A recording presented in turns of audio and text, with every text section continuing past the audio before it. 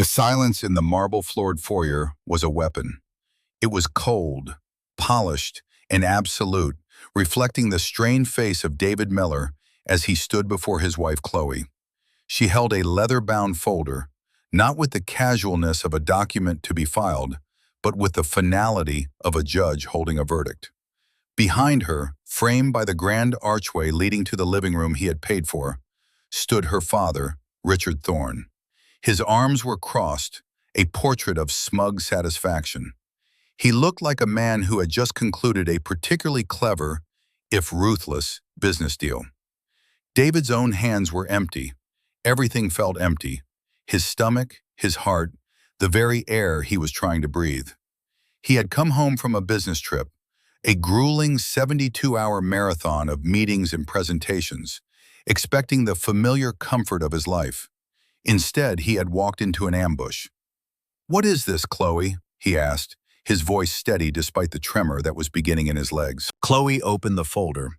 Inside were bank statements, transfer confirmations, documents he didn't recognize signed with a frighteningly accurate forgery of his signature. "It's a course correction," she said, her voice devoid of the warmth he had once cherished. It was the voice she used with incompetent caterers or valet parkers who were too slow. "Dad and I have been reviewing our family assets. We've decided to restructure." "Our assets?" David's gaze flickered to Richard, who offered a thin, predatory smile. "These are my accounts, my company, my inheritance." "Were," Richard corrected, stepping forward. The expensive leather of his shoes squeaked softly on the marble. "You were always a bit naive about the legal structures, David. Chloe and I were listed as directors on your holding company, a little loophole you never thought to close. We've simply exercised our fiduciary duty to protect the family from your less ambitious projects." David felt the floor tilt. His less ambitious projects were his passion. Small, angel investments in tech startups, ventures Richard had always mocked as playing with pocket money. His main business, a successful consulting firm, was the cash cow they had just slaughtered. The statements showed it all. Accounts drained. Assets transferred to a new entity controlled entirely by Thorne. They had taken everything.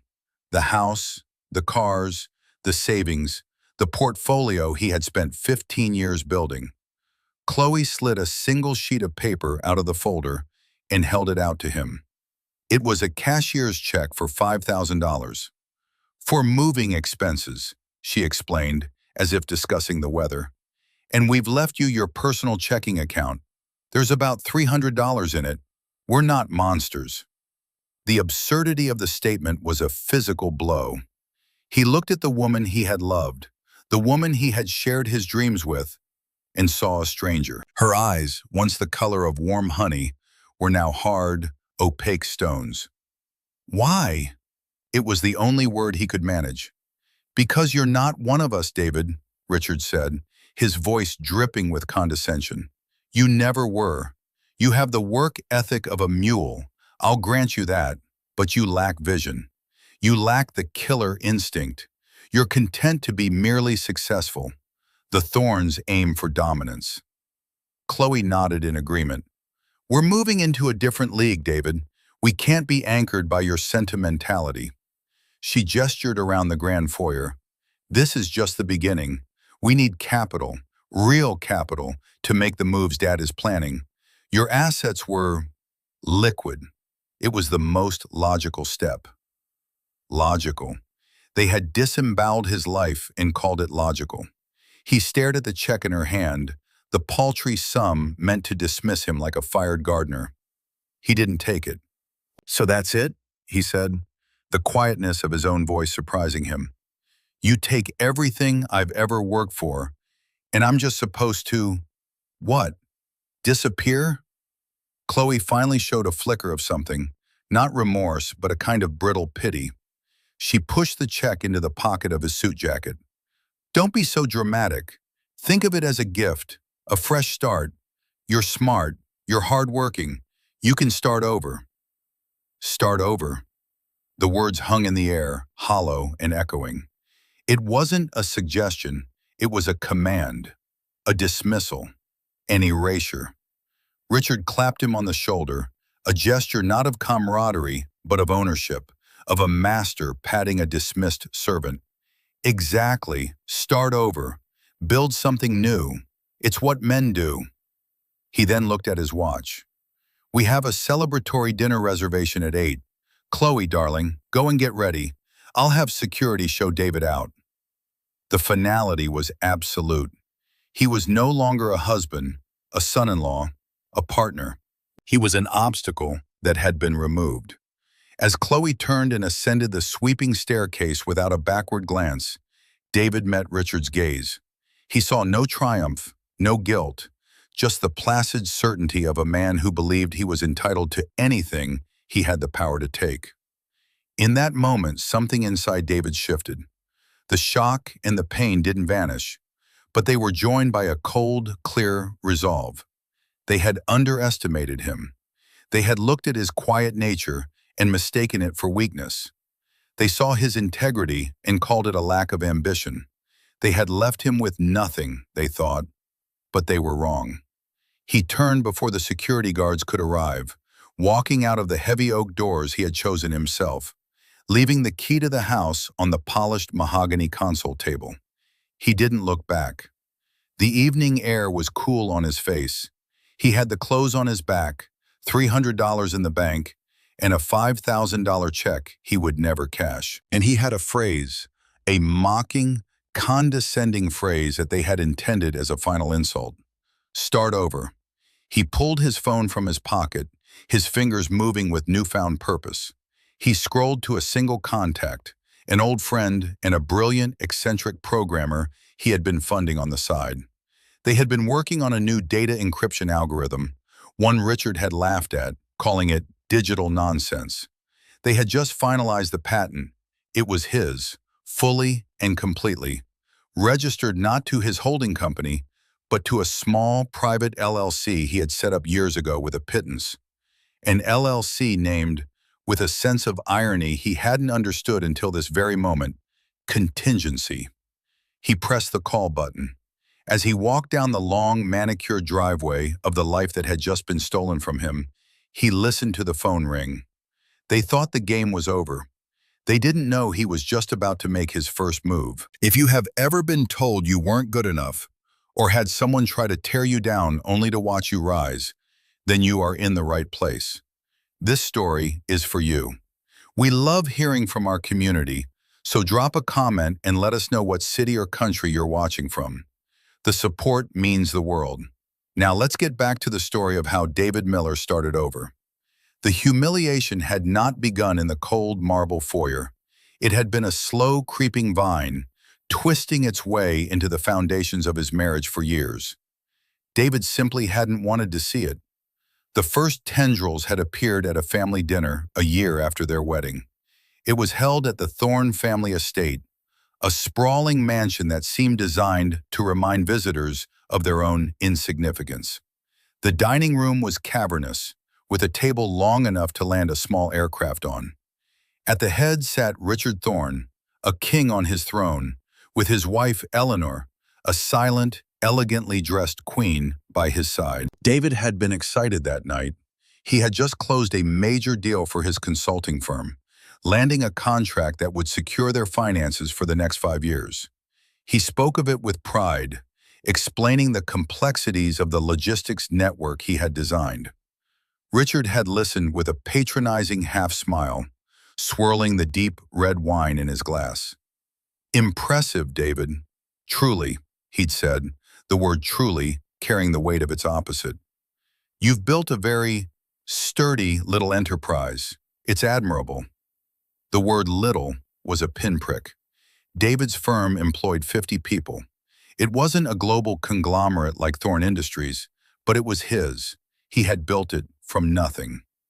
We're projecting significant growth this year, David replied, trying to steer the conversation back to solid ground. Growth is good, Richard conceded, but is it the right kind of growth? You're in the service industry, David. You're selling time. your time, your employees' time. It's a hamster wheel. You run faster, the wheel spins faster, but you're still in the cage. The real money, the real power, is in ownership, assets, capital that works for you while you sleep. Chloe, seated beside David, had placed a hand on his arm. At the time, he thought it was a gesture of support. Looking back, he realized it was a restraint, a silent plea for him to drop it, to not challenge her father. I do invest in assets, Richard, David had said, feeling a need to defend himself. I've been putting some capital into a few early-stage tech companies. There's this one, for example, developing a new kind of decentralized data storage. It's high risk, but the potential is enormous. Richard had actually laughed. Not a cruel laugh, but something worse. A dismissive, pitying chuckle. Oh, David, your little hobbies. It's charming. Throwing money at pipe dreams in some garage in California. It's the modern equivalent of buying a racehorse. A fun way to burn cash and feel like a player. Just don't mistake it for a real investment strategy. Eleanor, who rarely spoke, had chimed in with a soft, cutting remark. Richard, be nice. Every man needs a diversion. Diversion, hobby, little. The words chipped away at him. He looked at Chloe, hoping for an ally, a defender. She just smiled a tight, social smile and changed the subject. Dad, tell us about the merger in Brussels. The message was clear. The adults are talking now. Later that night, in the car on the way home, David brought it up. Your father was pretty hard on me tonight. Chloe was busy scrolling through her phone. He's just from a different generation, darling. Old school. He doesn't understand the tech world. Don't take it personally. But you do, don't you? You understand what I'm trying to build? She looked up from her screen, her eyes distant. Of course I do. But he has a point, you know. Your consulting firm is the real prize. It's stable. It's profitable. Maybe you should focus more on that and less on your side projects. That was the moment he should have understood. His primary success, the one that funded their lifestyle, was seen as a sturdy little enterprise. His vision for the future, the place where his true passion lay, was a diversion. They didn't see him as a partner in their world of high finance. They saw him as a reliable utility, a resource to be managed. The marriage wasn't a partnership, it was an acquisition. And his passion, his belief in a different kind of future, was a liability they intended to correct. The asset they had so easily dismissed, the one Richard had called digital nonsense, was the encryption algorithm he had been developing with his friend Liam. Liam was a genius, a savant of coding who saw the world in lines of logic David could barely comprehend. But Liam was terrible with business. He was socially awkward and had no patience for investors or marketing. David provided the funding, the business strategy, and the belief. He shielded Liam from the world so he could create. The LLC David had set up, Contingency, held the intellectual property. It was a simple legal structure designed to protect this one specific project. It was so small, so insignificant in the grand scheme of his finances, that it never appeared on the main balance sheets Richard and Chloe had scrutinized. It had no office, no staff besides a contract with Liam, and its only asset was a patent that, to an outsider, looked like a page of meaningless mathematical formulas. It was worth, on paper, less than the filing fees, but David and Liam knew what they had.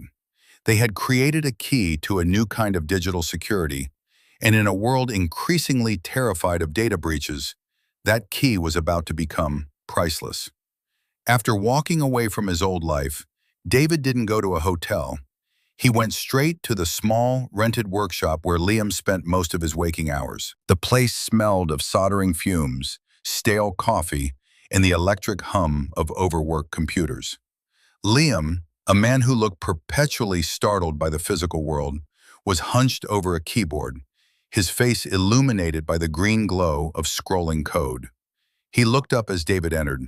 "Hey, thought you were in Chicago." David sank into the room's only other chair, a worn-out office chair with a permanent lean. Plans changed. He took a deep breath and laid it all out. The ambush, the theft, the condescension, the final, parting shot. Start over. Liam listened without interrupting, his fingers hovering over his keyboard.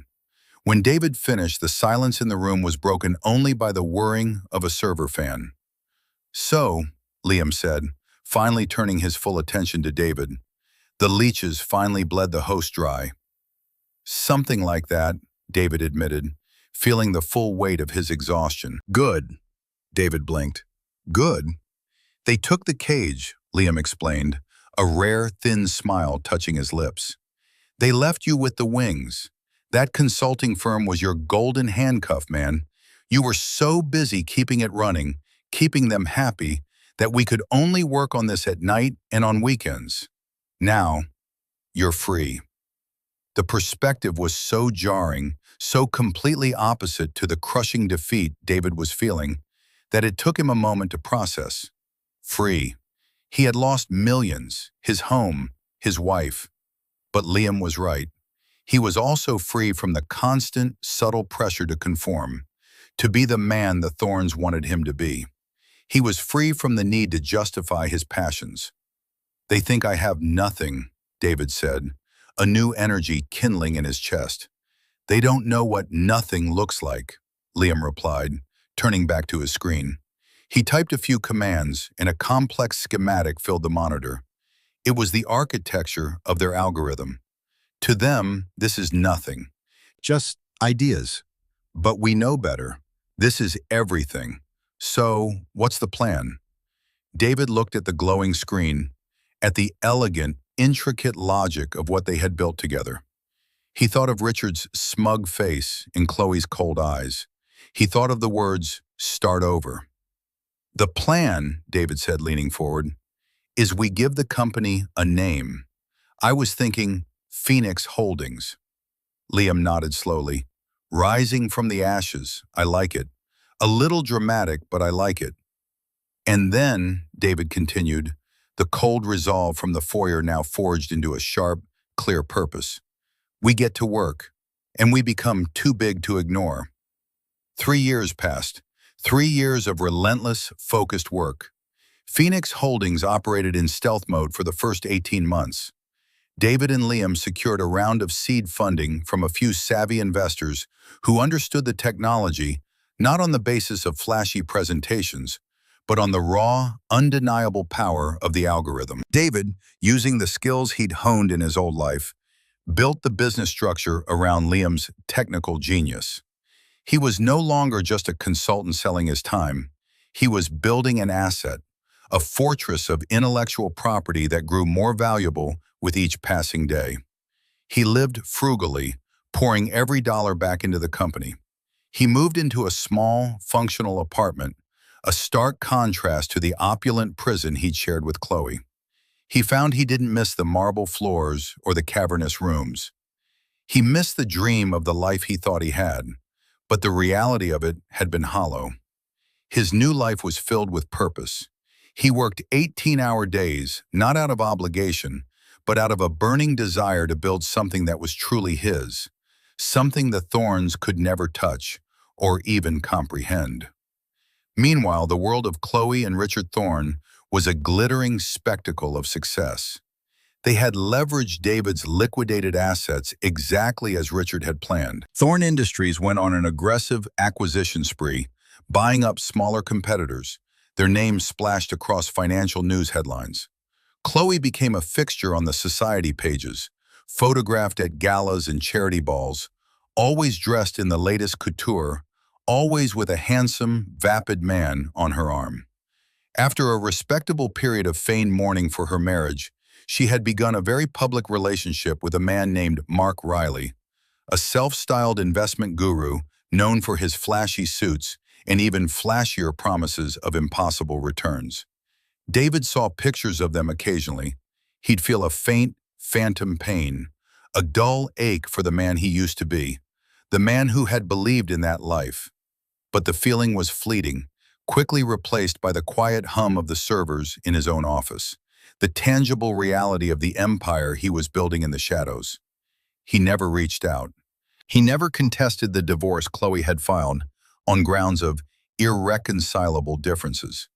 He simply signed the papers and sent them back, his silence a mystery they interpreted as defeat. They spoke of him, on the rare occasions his name came up, with a mixture of pity and contempt. "I heard he's living in some tiny apartment downtown," Chloe once remarked to her mother over lunch at a Michelin-starred restaurant. "Can you imagine? After the life he had with me? It's a shame, really. He just didn't have the drive." Richard was even more dismissive. At a board meeting, when a junior executive mentioned a new encryption company called Phoenix Holdings that was making waves in the cybersecurity sector, Richard had scoffed. "Another flash in the pan. These tech boys think they can change the world with a few lines of code. They don't understand legacy, foundation. They build houses of cards." They were so secure in their world, so certain of their own superiority, that they never thought to look closer. They never connected the quiet, defeated man they had cast out with the silent, powerful force that was beginning to reshape the digital landscape. They had written him out of their story, confident he had no more pages to write. The first crack in the Thorn Empire appeared not with a bang, but with a quiet, devastating keystroke. Mark Riley, Chloe's brilliant new partner and the architect of Thorn Industries' aggressive new investment strategy, had staked a huge portion of the company's capital on a highly leveraged, extremely volatile cryptocurrency market. For a few months, he looked like a genius, the returns dwarfing anything the company had ever seen. Richard, blinded by the dazzling profits, had given Mark more and more control. Then the market turned. It didn't just dip, it fell off a cliff. What had been a billion-dollar portfolio evaporated in less than 48 hours. The capital they had stolen from David, multiplied by their own hubris, was gone. Worse, the leveraged positions meant they now owed hundreds of millions to their creditors. The news was not yet public, but within the walls of Thorn Industries, panic was setting in. David learned about it through the quiet, efficient channels of information he had built. Phoenix Holdings' core business was security, and that meant data. He knew about the financial tsunami heading for the Thorns before they had even fully grasped the scale of the damage themselves. He felt a grim, quiet satisfaction, but not joy. It was the feeling of watching a mathematical equation solve itself, of seeing an inevitable conclusion come to pass. The Thorns scrambled. Richard, his face suddenly aged 10 years, spent his days in frantic meetings with bankers who were suddenly cold and distant. Their lines of credit were frozen. Their assets were toxic. They needed a massive infusion of cash to avoid total collapse and a fire sale that would strip them of everything. They were desperate. It was their lead financial advisor who brought them the name. "There's only one company with the kind of liquid capital and the strategic interest to even consider a bailout of this size," he told Richard and Chloe in a tense, hushed meeting in Richard's office. The air of smug certainty was gone, replaced by the sour smell of fear. "They're new, but they're a juggernaut in the tech sector. They've been acquiring companies with synergistic potential. Your manufacturing division has some patents that align with their hardware interests." "What's the name?" Richard demanded, his voice hoarse. "Phoenix Holdings," the advisor said. Chloe and Richard exchanged a blank look. The name meant nothing to them beyond the faint memory of Richard's earlier dismissal. It was just another anonymous tech company. "Get them on the phone," Richard commanded. "Offer them a meeting. Offer them anything. We need to talk to their CEO." Getting the meeting was not easy. Phoenix Holdings was notoriously private. The CEO was a reclusive figure, almost a myth in the industry. He didn't do interviews. He didn't attend conferences. He ran his company with a quiet, unnerving efficiency. After a week of desperate calls from Richard's office being rebuffed by polite, implacable assistants, a single email arrived. It was an invitation. A meeting had been granted.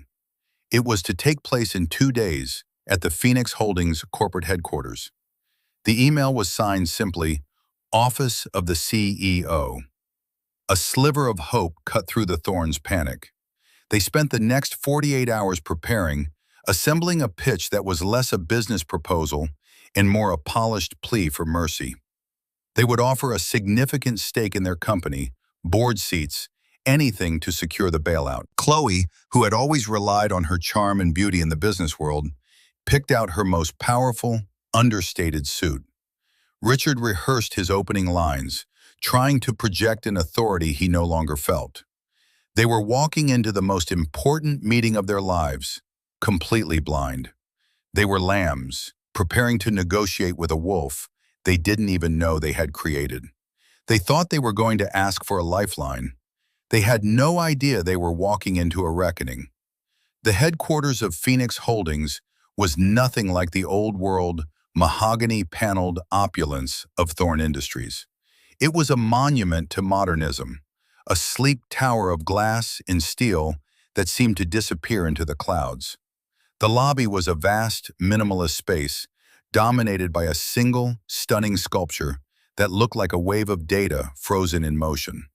The air was cool and quiet, the only sound the soft chime of an elevator and the hushed clicks of keyboards from unseen offices. Chloe and Richard, accustomed to being the ones who made others wait, were escorted to a conference room on the top floor and asked to do just that. The room itself was an exercise in understated power. One entire wall was a floor-to-ceiling window, offering a breathtaking, godlike view of the city below. The conference table was a single, massive piece of polished gray stone, surrounded by 20 chairs. They were the only two people in the room. They sat in silence for 10 minutes, then 20. Richard's rehearsed confidence began to fray. He checked his watch for the 10th time. What kind of game are they playing, making us wait like this? It's unprofessional. Chloe said nothing. She was staring out the window at the sprawling city that now seemed to mock her. She felt a knot of anxiety tighten in her stomach. The sheer scale of this place, the quiet, unassailable confidence it exuded, was unnerving. It made their own company headquarters feel like a relic from a bygone era. 30 minutes turned 45. Richard was now pacing the length of the room, his face flushed with a mixture of anger and desperation. This is an insult. When I find out who this CEO is, He trailed off, the threat dying on his lips. He had no leverage here. He was a beggar, and beggars couldn't afford to be insulted. Finally, after nearly an hour had passed, the door slid open with a soft, pneumatic hiss. A young woman with a tablet entered. "Mr. Miller will see you now," she said, her voice pleasant but firm. Richard stopped pacing. "Miller? Who is Mr. Miller?" Before the assistant could answer, a figure appeared in the doorway. He was dressed in a simple, perfectly tailored dark gray suit with no tie. He was taller than Richard remembered, or perhaps he just carried himself differently. The uncertainty that had always lingered in his posture was gone, replaced by a deep, centered stillness. He held a simple, leather-bound notebook in one hand. It was David. The shock was a physical force, sucking the air from the room. Chloe's perfectly composed face slackened, her mouth falling slightly open. All the color drained from Richard's face, leaving it a pasty, mottled gray. He looked as if he'd seen a ghost who apparently owned the building. David walked calmly to the head of the table, the seat opposite them, and sat down. He placed his notebook on the stone surface but didn't open it. He simply looked at them, his expression not of anger or triumph, but of placid, patient observation. He was a scientist observing a predictable chemical reaction. "David?" Chloe finally managed to whisper, the name a question, an accusation, and a plea all at once. "Hello, Chloe." "Richard," he said, his voice the same quiet, measured tone they remembered. But now, in this room, in this context, it held an impossible weight. "Thank you for coming, and thank you for waiting. I was just finishing a call. It seems the final tranche of your debt was just sold to a new holding company. I wanted to ensure the paperwork was in order before we spoke." He paused, letting the implication land. It is. Richard sank into the chair beside Chloe, his legs suddenly unable to support him. You own our debt? I own the company that owns your debt, David corrected gently. A subtle but important distinction. Just as owning a holding company that controls another person's assets is a subtle but important distinction. You taught me that. The verbal blow was so precise, so devastatingly calm, that Richard flinched as if he'd been struck. He opened his mouth to speak, but no words came out. All his bluster, all his arrogance had evaporated, leaving behind a frail, terrified old man. Chloe found her voice first, falling back on old patterns, old dynamics. David, what is all this? Is this some kind of sick joke? A game to get back at me? David's gaze settled on her. For the first time, she saw a flicker of emotion in his eyes, but it was a distant, analytical pity. Game? No, Chloe, this isn't a game. A game implies the outcome is in doubt. He leaned forward slightly, his hands resting on the cool stone of the table. This is a course correction. He used her own words, the ones she had spoken in the foyer 3 years ago. Hearing them now, in this context, they were no longer a dismissal but a judgment. 3 years ago, David began, his voice still quiet but now filling the vast room. You and your father informed me that my assets were being restructured. You said you were protecting the family from my less ambitious projects. You told me I lacked the killer instinct. And then you gave me $5,000 and told me to start over. He let the silence hang for a moment. So I did. He gestured vaguely at the window, at the city sprawling beneath them. This is Phoenix Holdings.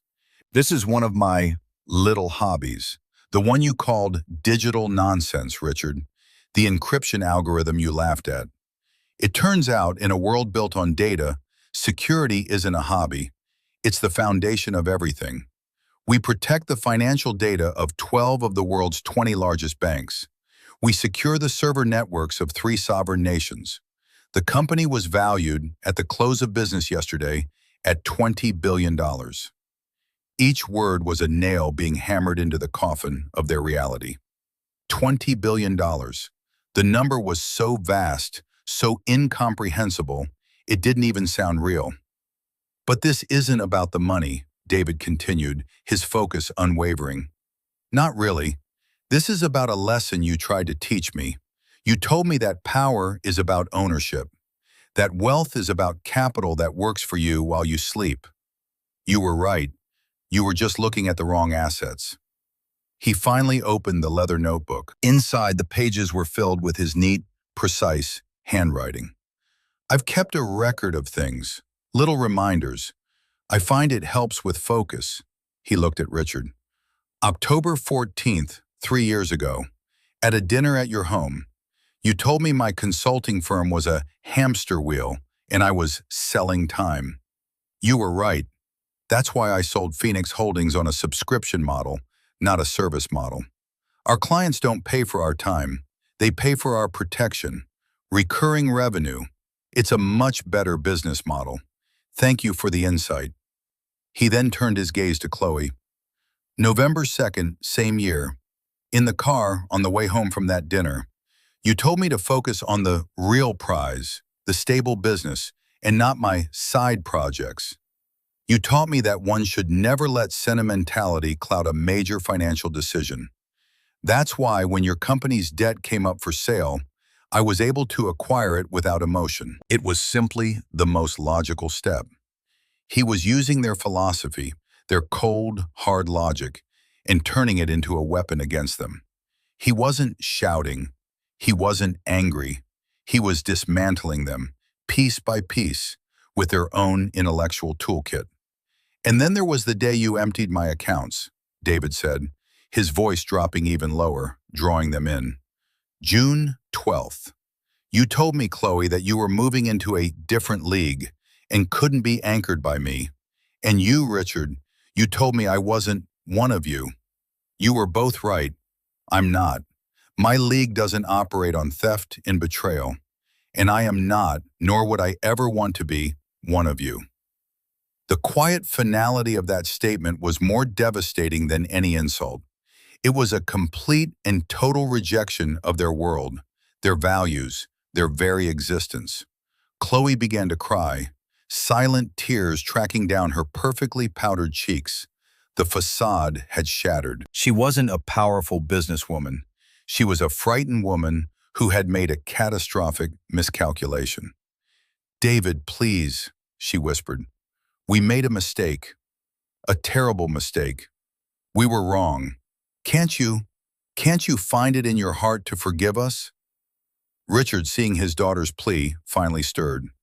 "She's right, David. We were arrogant. We were fools. But this is my life's work. My father's work before me. Don't destroy it. Name your price. We'll pay anything." David listened to their pleas, his expression unchanged. He let the silence stretch, forcing them to sit with the weight of their desperation. The power dynamic had not just shifted, it had inverted with the force of a tectonic plate. The ones who had held all the power were now utterly powerless. The one they had dismissed as nothing now held their entire world in the palm of his hand. Suddenly, the door to the conference room hissed open again. A man in his late 30s, with an easy smile and sharp, intelligent eyes, walked in carrying a stack of documents. It was Liam. He was dressed in a well-cut suit, a far cry from the frayed t-shirts David had first met him in, but he still had the air of someone who was merely tolerating the clothes for the occasion.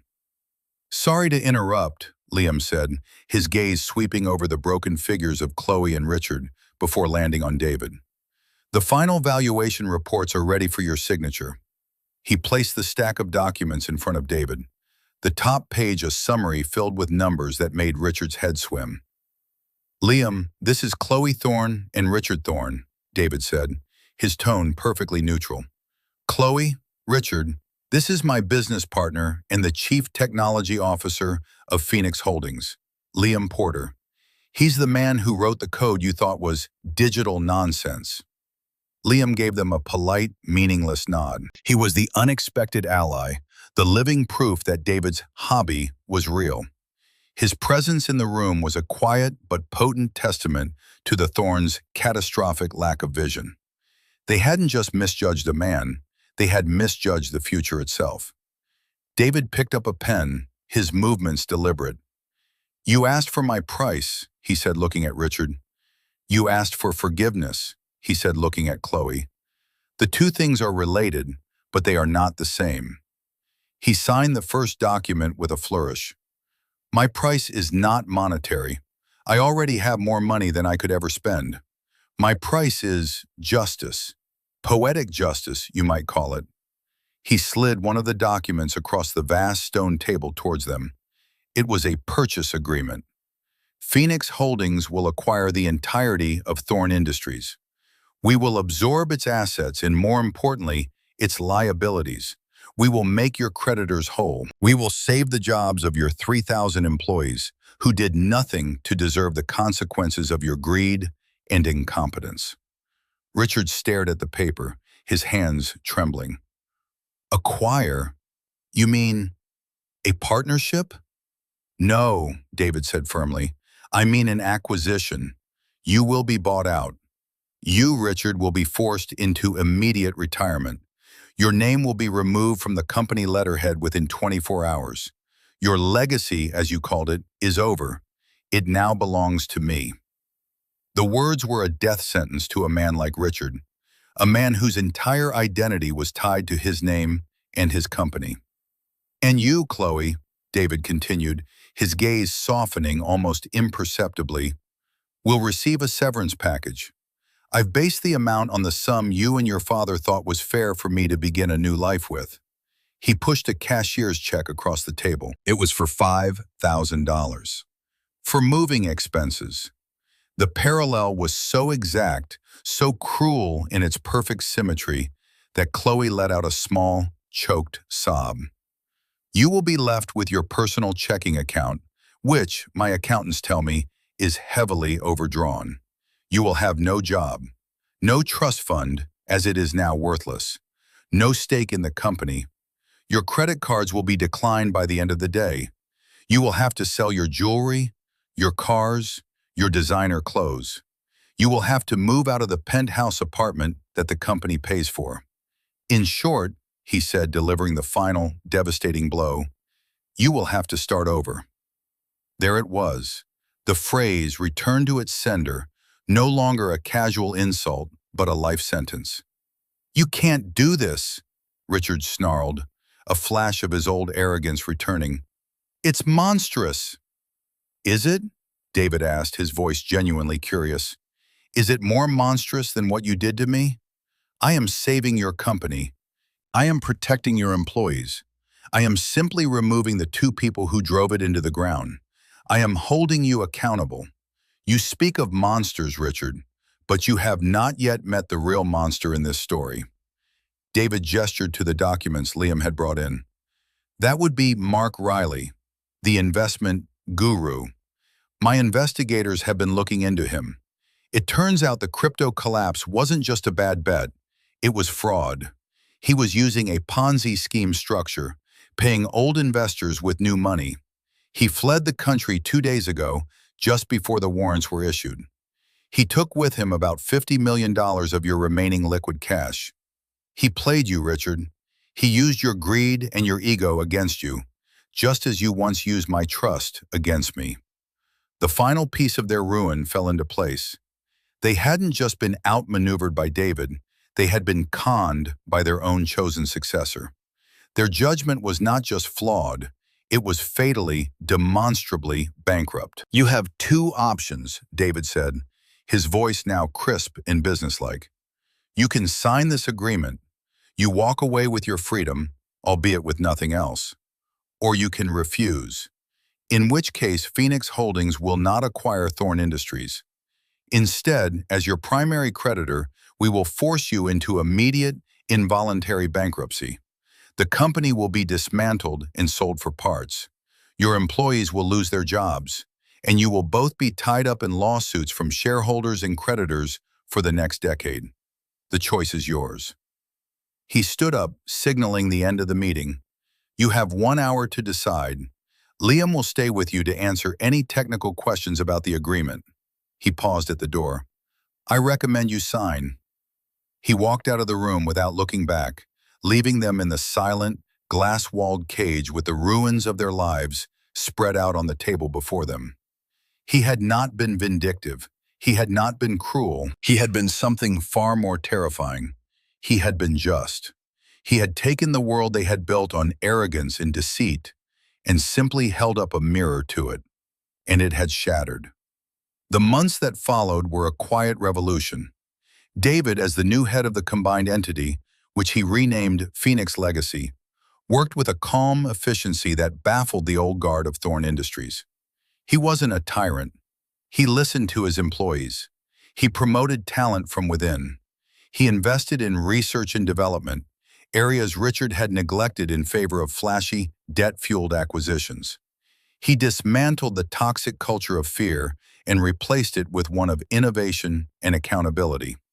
The company didn't just survive, it began to thrive in a way it never had under Richard's hollow leadership. Richard Thorn disappeared from public life. He and Eleanor moved to a small, gated community in a state with favorable tax laws. Their vast fortune reduced to a modest pension David had insisted on including in the severance, enough to live comfortably but not lavishly. The loss of his name, his legacy, was a wound from which Richard would never recover. He became a bitter, silent old man, haunted by the ghost of the empire he had lost. Chloe's fall was more visible, and in some ways, more profound. She did, as David had predicted, have to start over. She sold her possessions one by one, the designer bags, the diamond earrings, the sports car. She moved into a small, one-bedroom apartment in a decent but unremarkable part of the city. She had no real work experience, her previous career having been a series of board seats and charity committees that were entirely dependent on her father's name. She tried to leverage her old contacts, but the world that had once fawned over her now saw her as a liability. a reminder of a spectacular failure. The phones stopped ringing. The invitations stopped arriving. She eventually found a job as an assistant manager at a high-end art gallery. The irony was not lost on her. She now spent her days selling luxury to people who lived the life she had thrown away. It was humbling, difficult work. For the first time in her life, she was judged not on her name or her looks, but on her competence. She was often clumsy at it, but she learned. She learned to be on time, to be polite to difficult clients, to manage a budget, to take pride in a day of honest work. She was stripped of everything she thought defined her, and in that emptiness, she was forced to build something new, something real. About a year after the acquisition, David was working late in his office, Richard's old office, which he had completely redecorated in the same minimalist style as the rest of the building. His assistant buzzed him. "Sir, there's a Chloe Thorne here to see you. She doesn't have an appointment." David hesitated for only a moment. "Send her in." Chloe entered the office, and David was struck by how different she looked. She was still beautiful, but the brittle, lacquered perfection was gone. She wore a simple dress, her hair was styled more naturally, and her eyes held a weariness that had replaced the old arrogance. She looked real. She stood awkwardly in the center of the vast room. "I know I have no right to be here," she began, her voice quiet. I wanted to thank you." David raised an eyebrow. "Thank me?" "You could have destroyed us completely," she said. "You could have sent my father to prison. The fraud charges for what Mark did could have easily stuck to him. You could have left us with nothing, not even the pension. You saved the company. You saved the employees. What you did wasn't revenge. It was an intervention." She looked around the office. "You've done more with my father's company in a year than he did in 20. You were right. You are in a different league." David stood and walked to the window, looking out at the glittering lights of the city. "I didn't do it for you, Chloe. I did it for the people who work for your father. I did it for the legacy of the company itself, which deserved better. And I did it for me. I had to prove that building something is better than just taking it." "I know," she said softly. "I finally understand that." She hesitated, then added, "I've been working at a gallery. It's not glamorous, but it's mine. The paycheck I earn, it feels different. It feels real." A long silence settled between them, filled with the ghosts of what they had been. "I am sorry, David," she said, and for the first time, he believed her. The words were not a tactic or a plea. They were a simple, unadorned statement of fact. "For everything. For my weakness, my greed, my blindness. I didn't know who you were. I didn't know who I was." David turned from the window and looked at her. He saw not the woman who had betrayed him, but a person who had been forced through a crucible and had come out the other side changed. There would be no reconciliation, no return to what was. That chapter was over. But perhaps a new one could be written. "Thank you for saying that, Chloe," he said, his voice gentle. "It means something." He walked her to the door. "Good luck with the gallery." "You too, David," she replied, offering a small, sad smile. As she walked away, David closed the door to his office. He felt a sense of closure, a final, quiet release. His journey had not been about revenge. It had been about reclamation. He had reclaimed his work, his dignity, his future. The greatest victory was not in their downfall, but in his own ascent. He had learned that true wealth wasn't measured in bank accounts or company valuations, but in integrity, purpose, and the quiet satisfaction of building something of value. They had told him to start over as an insult, but it had turned out to be the greatest gift they could have ever given him. The ashes had been bitter, but the phoenix that had risen from them was stronger than he could have ever imagined. The story of David Miller became a quiet legend in the business world, a testament to the idea that true worth is often hidden, and that underestimating a person of quiet character is the most dangerous mistake an arrogant person can make. His story serves as a powerful reminder that our greatest setbacks can often contain the seeds of our most profound triumphs. It's not about what is taken from you, but about what you choose to build with what remains. What did you think of David's decision? Was it justice, or was it a form of cold revenge? We'd love to hear your thoughts in the comments below. Your perspective is what makes this community so special. And if you enjoyed this story and want to hear more like it, please consider liking this video and subscribing to the channel. It helps us to continue bringing you stories of struggle, vindication, and the enduring power of the human spirit. Thank you for watching.